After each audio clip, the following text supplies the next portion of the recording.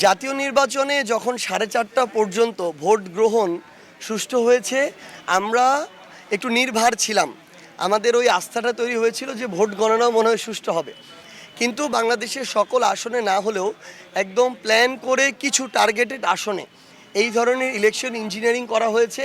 না হলে এই যে 212 আসন, বিপরীতে এই যে 68 আসন বা যে টোটাল যে আমাদের আসনগুলো রয়েছে বিরোধী দলের সংখ্যাটা এরকম কখনোই হতো না। তো আমরা সেই জায়গা থেকে শিক্ষা নিয়ে স্থানীয় নির্বাচনে আমরা আমাদের জায়গা থেকে সর্বোচ্চভাবে শুধু প্রতিরোধ না, আমরা এটা প্রতিহতও করব যে কেউ যদি এই জায়গায় বিন্দুমাত্র প্রভাবিত করা বা ইঞ্জিনিয়ারিং করার চেষ্টা করে।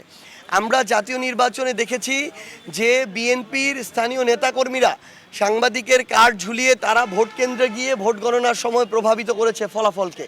আমরা দেখেছি তারা অন্যান্য দলের প্রধান পোলিং এজেন্টদেরকে টাকার বিনিময়ে কিনে নিয়ে ভোট কেন্দ্রে একটা প্রভাব বিস্তার করার চেষ্টা করেছে।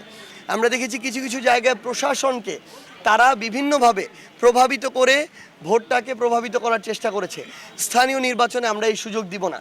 আমরা 11 দলীয় যে বিরোধী জোট আছি, আমরা এককভাবে করি আর জোটগতভাবেই নির্বাচন করি। এটা আমাদের স্পষ্ট কথা।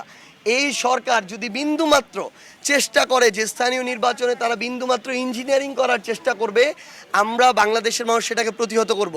আমরা একবার যেই ভুলের মধ্য দিয়ে গিয়েছি সেই শিক্ষা নিয়ে আমরা পরের বার সেই ভুল হতে দিব না।